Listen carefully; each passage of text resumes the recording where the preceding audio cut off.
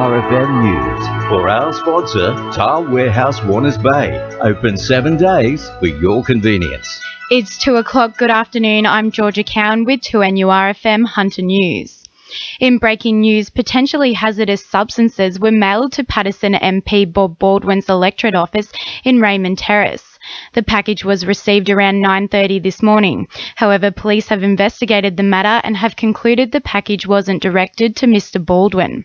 Port Stephens Local Area Command Duty Officer Tony Townsend says Hazmat attended the scene and they're satisfied it's not a dangerous substance. Electoral worker at the office had collected the mail from the post office, and there was a package in there that was placed in the incorrect postal box, so it wasn't directed to Mr Baldwin, and on investigation it's not a suspicious substance involving white powder. Police are now currently investigating the origins and the type of substance that was in the package. There are fears the proposed extension of Centennial Coal could prove hazardous to Lake Macquarie after the mine was accused of illegally dumping hazardous metals into the water. The EPA has responded to concerns raised by community groups by imposing a pollution reduction plan to all local mines in accordance with Australian water quality guidelines. Mandalong Community Association Vice President Angela Besant encourages residents to help save the lake. The community should write to the EPA, email the EPA. Also, I believe Lake Macquarie Council probably should have a greater role in this, as they are charged, really, with looking after the water quality of Lake Macquarie. So those avenues are available for people to get involved. More than 150 Hunter-based schools will share millions of dollars of state funding, aimed at assisting teachers achieve better results from their students.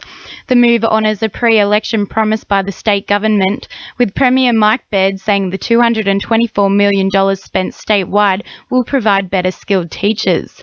Most notably, the state funding will benefit 24 schools in the Upper Hunter electorate, 13 in Newcastle and 22 from Lake Macquarie. The daily drop-off and pick-up has become all the more difficult for parents of Black Hill Public School, following Cessnock City Council's decision to cut parking spaces. The move was made in favour of extending the school's bus zone and making way for a kiss-and-ride style setup. However, fears for student safety has become the focus. P&C President Karen Stevenson says the school intends to keep on top of the issue. We've written and spoken to council yesterday. We also had a community meeting at the school at 3 o'clock at pick-up time yesterday, informing the community what's happening and asking everybody to be contacting council individually to tell them that we need something done immediately to rectify the safety issues at the school. Meanwhile, Council's Design Delivery Manager Katrina Kerr says plans are being made to resolve the issues at hand. One of the other constraints on the site there is a drainage culvert, which limits how much space is available for parking, and we are investigating what we can do to extend that drainage culvert so that in turn will create additional space as well. So we're looking at all these things. The Environmental Protection Authority have begun an investigation into an oil spill incident in Stony Creek, near Rutherford Industrial Estate. The spill was isolated to a lagoon in the creek, with Fire Rescue's Hazmat unit making plans to clean up the spill. EPA Hunter Manager Adam Gilligan says the spill could have been more damaging if it had left the lagoon. Stony Creek runs for quite some distance, so there's actually some quite sensitive creek bank vegetation and organisms in that area that we would not like to see affected by this sort of material. So we'll be focused over the next couple of weeks on looking at sources for this sort of material. In finance, the All Ords is up 56 points at 56.18 and $1 Australian dollar is buying 74.70 US cents. Sport, thanks to our sponsor, Warners Bay Sports Club.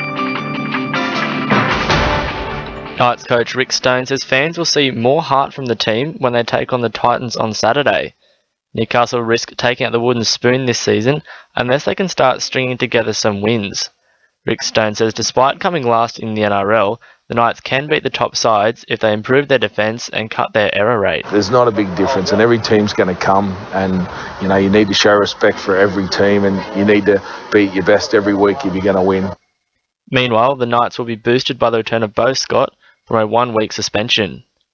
In netball, the Kurri Kurri Flyers will take on Newcastle in the Division 6 final after beating Blacktown City 56-34.